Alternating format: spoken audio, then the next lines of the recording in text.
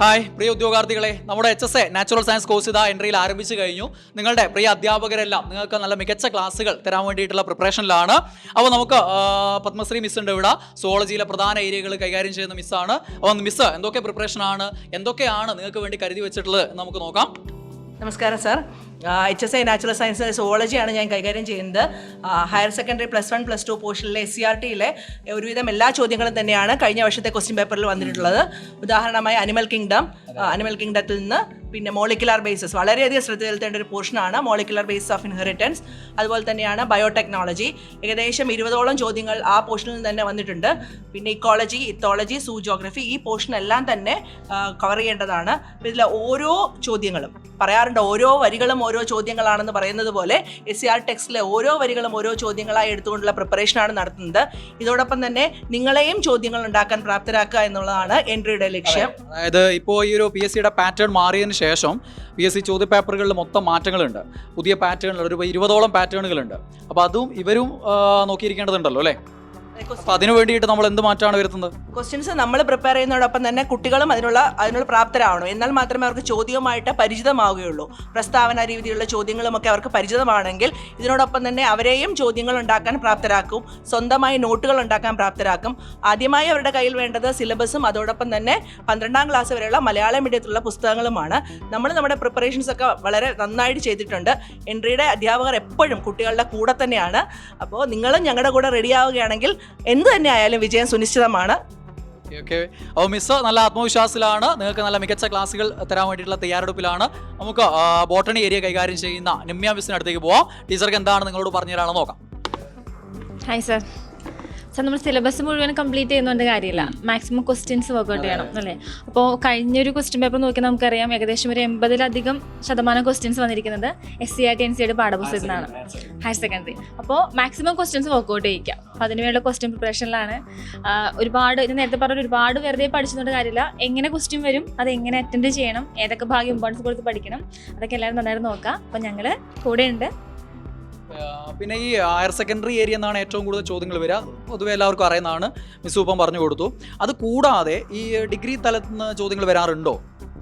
തീർച്ചയായും. അതായത് പക്ഷേ നമുക്കൊരു കുറച്ച് ശതമാനം മാത്രം ക്വസ്റ്റ്യൻസ് മാത്രമേ ഡിഗ്രി ലെവലിൽ നമുക്ക് വരുന്നുള്ളൂ. അപ്പോൾ അതുകൊണ്ട് നമുക്ക് മാർക്ക്, അതായത് റാങ്കിലേക്ക് എത്താന്ന് പറയുമ്പോൾ ഹയർ സെക്കൻഡറി പഠിച്ചാലും നമുക്ക് ഓക്കെ ആണ്.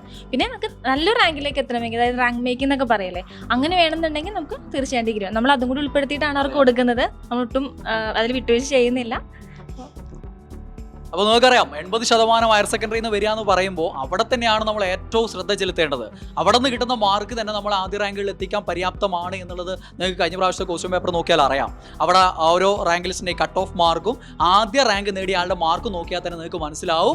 ഏകദേശം നമ്മൾ ഈ ഹയർ സെക്കൻഡറി നന്നായിട്ട് അരച്ച് കലക്കി കുടിച്ചാൽ തന്നെ നമുക്ക് ഈ ഒരു HSA നാച്ചുറൽ സയൻസ് പിടിച്ചെടുക്കാൻ പറ്റും എന്നുള്ളത്. അപ്പോൾ നമ്മുടെ മറ്റു ടീച്ചേഴ്സ് ഇവിടെയുണ്ട്. നമ്മുടെ വൈശാഖ് സാറ് ഏരിയ ഏതൊക്കെ ഏരിയയാണ് കൈകാര്യം ചെയ്യുന്നത്? നിങ്ങൾക്കറിയാം കഴിഞ്ഞ ക്വസ്റ്റ്യൻ പേപ്പറിൽ മോളിക്കുലാർ ബയോളജി ഏറ്റവും കൂടുതൽ ചോദ്യങ്ങൾ വന്നതാണ്. ആ ക്ലാസ്സുകളൊക്കെ സാറാണ് എടുക്കുന്നത്. കഴിഞ്ഞ പ്രാവശ്യം കുട്ടികൾക്ക് അവിടെ ഏറ്റവും കൂടുതൽ മാർക്ക് നേടിക്കൊടുക്കുന്നതിൽ വളരെ പങ്കുവഹിച്ച ഒരു അധ്യാപകനാണ്. സാർ എന്താണ് പറയുന്നത് നോക്കാം. കഴിഞ്ഞ പ്രാവശ്യം സാറേ ഞാൻ നമ്മുടെ PYQ നോക്കിക്കൊണ്ടിരിക്കുമായിരുന്നു. അപ്പോൾ 24 ക്വസ്റ്റ്യൻസ് ആണ് നമ്മളുടെ ആ ഒരു മോളിക്കുലാർ ബയോളജി പോർഷൻ, അതായത് 3ാമത്തെ മൊഡ്യൂളിൽ നിന്ന് മാത്രം 24 ക്വസ്റ്റ്യൻസ് ആണ് ചോദിച്ചത്. അതുപോലെ തന്നെ നമ്മൾ നോക്കിയാൽ മനസ്സിലാവും സിലബസിൽ നിന്ന് ഈക്വൽ ഡിസ്ട്രിബ്യൂഷൻ ആയിട്ടല്ല ചോദ്യങ്ങൾ വരുന്നത്.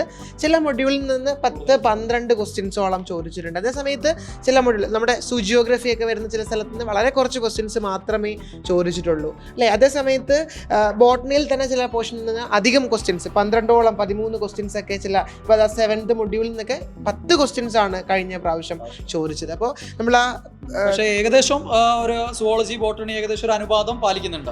സുവോളജി ബോട്ടണി ഈക്വൽ ക്വസ്റ്റ്യൻസ് ആണ്, പക്ഷെ അതിൽ വരുന്ന മാർക്ക് ഡിസ്ട്രിബ്യൂഷൻ വ്യത്യാസമുണ്ട്. അപ്പോൾ ഞാൻ പഴയ ക്വസ്റ്റ്യൻ പേപ്പർ ഒക്കെ എടുത്ത് വെച്ച് ഡിസ്ട്രിബ്യൂഷൻ ചെക്ക് ചെയ്യുമായിരുന്നു സാർ. അപ്പോൾ അതാണ് സാർ പറഞ്ഞത്. ഞങ്ങൾ ഈ ക്വസ്റ്റ്യൻ പേപ്പറൊക്കെ മൊത്തം അനലൈസ് ചെയ്തു. അപ്പോൾ അതിൽ നിന്ന് മനസ്സിലായത് ഈ 8 മൊഡ്യൂളുകളിലും ഒരേപോലെ വരുന്നില്ല. 8 മൊഡ്യൂളുകൾ 10 മാർക്ക്, അങ്ങനെ 80 മാർക്ക് എന്നുള്ള രീതിയിലല്ല. പക്ഷേ സുവോളജി ബോട്ടണി എന്നുള്ളത് ഏകദേശം ഒരു അനുപാതം, ഒരു 1:1 അനുപാതം എന്ത് ചെയ്യുന്നുണ്ട്, പാലിക്കപ്പെടുന്നുണ്ട്. പക്ഷേ ഓരോ മൊഡ്യൂളുകളും വ്യത്യാസമാണ്. അതിൽ ഇപ്പോൾ ഉദാഹരണം പറയുകയാണെങ്കിൽ 3ാമത്തെ മൊഡ്യൂൾ നമ്മൾ നോക്കിയ 3ാമത്തെ മൊഡ്യൂൾ ആ മോളിക്കുലർ ബയോളജിക്ക് അടങ്ങിയ 3ാമത്തെ മൊഡ്യൂൾ 24 മാർക്കിനുള്ള ചോദ്യങ്ങൾ വന്നിട്ടുണ്ട്. പക്ഷേ അതേസമയം 4ാമത്തെ മൊഡ്യൂളിൽ നിന്ന് വെറും 2 മാർക്കിനുള്ള ചോദ്യങ്ങളാണ്, 8ാമത്തെ മൊഡ്യൂൾ 3 മാർക്കിനുള്ള ചോദ്യങ്ങൾ, 1ാമത്തെ ആദ്യത്തെ മൊഡ്യൂൾ 4 മാർക്കിനുള്ള ചോദ്യങ്ങളെ വന്നിട്ടുള്ളൂ. അപ്പോൾ നമ്മൾ ഈ ഒരു ഒറ്റ ക്വസ്റ്റ്യൻ പേപ്പർ വെച്ചിട്ട് നമ്മൾ നിഗമനത്തിലേക്ക് എത്തുകയല്ല, മറ്റുള്ള ക്വസ്റ്റ്യൻ പേപ്പറുകൾ നോക്കണം. ഒരു ട്രെൻഡ് മനസ്സിലാക്കിയിട്ടാണ് നമ്മൾ എപ്പോഴും ഒരു നിഗമനത്തിലേക്ക് എത്താൻ പറ്റുള്ളൂ. പക്ഷേ തൊട്ട് മുമ്പേയുള്ള ക്വസ്റ്റ്യൻ പേപ്പർ അത് നിർണായകമാണ്. അവിടെ വെച്ചാണ് നമ്മൾ പഠനം തുടങ്ങേണ്ടത്. അവിടെ പ്രാധാന്യം കൊടുത്തിട്ടുള്ള ഏരിയകൾ അത് നമ്മൾ നന്നായിട്ട് പ്രാധാന്യത്തോടു കൂടി പഠിച്ചുകൊണ്ടാണ് എപ്പോഴും നമ്മൾ മുന്നോട്ടേക്ക് പോകേണ്ടത്. അതൊക്കെ കണക്കിലെടുത്തുള്ള ക്ലാസ്സുകളാണ് അധ്യാപകർ നിങ്ങൾക്ക് തരിക. നമ്മുടെ കൂടെ രാധിമ മിസ് ഉണ്ട്. നമുക്ക് മിസ്സിന് എന്താണ് പറയാനുള്ളത് നോക്കാം. ഹായ് സാർ, ഞാൻ എങ്ങനെയാണ് നമ്മളുടെ കുട്ടികൾക്ക്, നമ്മുടെ ഉദ്യോഗാർത്ഥികൾക്ക് എങ്ങനെ മാക്സിമം ഹയർ റാങ്കിലേക്ക് എത്തിക്കുക എന്നുള്ളതാണ് ശ്രമിച്ചുകൊണ്ടിരിക്കുന്നത്. അതായത് കുറച്ച് ക്വസ്റ്റ്യൻസ് ഒക്കെ നോക്കുമായിരുന്നു. അപ്പോൾ നമ്മളിപ്പോൾ ഞാൻ ബോട്ടണിയാണ് കൈകാര്യം ചെയ്യുന്നത്. അപ്പോൾ ബോട്ടണിയിൽ നമ്മൾ നോക്കുമ്പോൾ സിമ്പിളായിട്ട് നമുക്ക് തോന്നും, പക്ഷേ എങ്കിലും അവിടെ സ്ട്രെസ് ചെയ്യേണ്ട കുറേ ഏരിയകളുണ്ട്. ഇപ്പോൾ നമുക്ക് ടൈപ്പ് സ്റ്റഡിയും കാര്യങ്ങളൊന്നും ഇല്ലെങ്കിൽ പോലും ചില ടൈപ്പൊക്കെ എടുത്ത് ചോദിക്കാറുണ്ട്. ആ ടൈപ്പിൻ്റെ തന്നെ ഗ്യാമീറ്റ്സ് എങ്ങനെയാണ് നമ്മൾ സ്ട്രെസ് ചെയ്യാറില്ല. അങ്ങനെ ആ മേഖലയിലൊക്കെ നമുക്ക് കുറച്ച് അധികമായിട്ട് എങ്ങനെ സ്മാർട്ടായിട്ട് വർക്ക് ചെയ്യാൻ എന്നുള്ളതാണ്. അതിനെപ്പറ്റി ട്രൈ ചെയ്തുകൊണ്ടിരിക്കുകയാണ്. അപ്പം എല്ലാ ജില്ലകളിലും നമ്മൾ ഹയർ റാങ്കിലേക്ക് ഉദ്യോഗാർത്ഥികളെ എത്തിക്കണം, അതാണ് നമ്മുടെ ലക്ഷ്യം. അതിന് വേണ്ടിയിട്ട് കോഴ്സിലേക്ക് വരുന്ന കുട്ടികൾ ഒരു ക്ലാസ്, ഇപ്പോൾ ഒരു വിഷയത്തിന്റെ ക്ലാസ് കാണുമ്പോൾ അവർ പുറത്ത് പോയി പഠിക്കേണ്ട ഒരു ആവശ്യം വരില്ല അല്ലേ?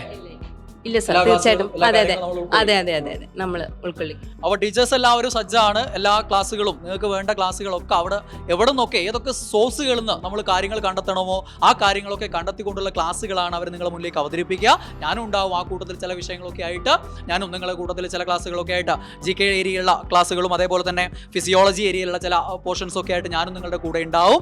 അപ്പോൾ നമ്മുടെ ടീച്ചിങ് എക്സാം കാറ്റഗറിയുടെ അക്കാദമിക് ഹെഡ് ആയിട്ടുള്ള ആർച്ച ബൈച്ചു നമ്മുടെ കൂടെ ഉണ്ട്. മിസ്സിന് എന്താണ് പറയാനുള്ളത് നമുക്ക് നോക്കാം. ഹായ്, എല്ലാവരും വളരെ വലിയൊരു ആവേശത്തിലാണ്. അപ്പോൾ അതിൻ്റെ കൂടെ നമ്മുടെ എല്ലാ ടീമും സജ്ജമായിട്ട് തന്നെ ഇരിക്കുകയാണ്. അപ്പോൾ അതിൻ്റെ പ്രിപ്പറേഷൻസ് തിരക്കിയിട്ട് നടക്കുന്നു. കഴിഞ്ഞ പ്രാവശ്യം നമുക്ക് ഒത്തിരി അധികം റാങ്കുകൾ ഈ ഒരു HSAയിലേക്ക് കൊണ്ടുവരാൻ പറ്റിയതിൽ ഒത്തിരി സന്തോഷമുണ്ട്. അത് തന്നെ റിപ്പീറ്റ് ചെയ്യാനാണ് നമ്മൾ ഇപ്പോഴും ട്രൈ ചെയ്തുകൊണ്ടിരിക്കുന്നത്. അപ്പോൾ ഈ പ്രാവശ്യവും എല്ലാ ജില്ലകളിലെയും ആദ്യ റാങ്കുകൾ എൻട്രിക്ക് തന്നെ നേടിക്കൊടുക്കണം എന്നാണ് നമ്മൾ വിചാരിക്കുന്നത്. അപ്പോൾ എല്ലാവരും അതിനു വേണ്ടിയിട്ട് പ്രയത്നിച്ചുകൊണ്ടിരിക്കുന്നു. Thank you. അപ്പോൾ കഴിഞ്ഞ തവണത്തെ ആദ്യ റാങ്കുകളൊക്കെ നമ്മൾ തൂത്തുവാരിയിട്ടുണ്ട്. അപ്പോൾ ഇത്തവണയും ഞങ്ങൾ അതിന് തയ്യാറെടുത്ത് കഴിഞ്ഞു. ഞങ്ങളൊക്കെ റെഡിയാണ്. നിങ്ങൾ ആണ് ഇനി കാര്യങ്ങൾ തീരുമാനിക്കേണ്ടത്. ധൈര്യത്തോടെ നമ്മുടെ കൂടെ ഇറങ്ങി തിരിച്ചാൽ നമുക്ക് ഇത്തവണയും ആദ്യ റാങ്കുകൾ എല്ലാ ജില്ലയിലും നേടിയെടുക്കാൻ പറ്റും. അപ്പോൾ എല്ലാവർക്കും എല്ലാവിധ ആശംസകൾ നേരുന്നു. Okay, by.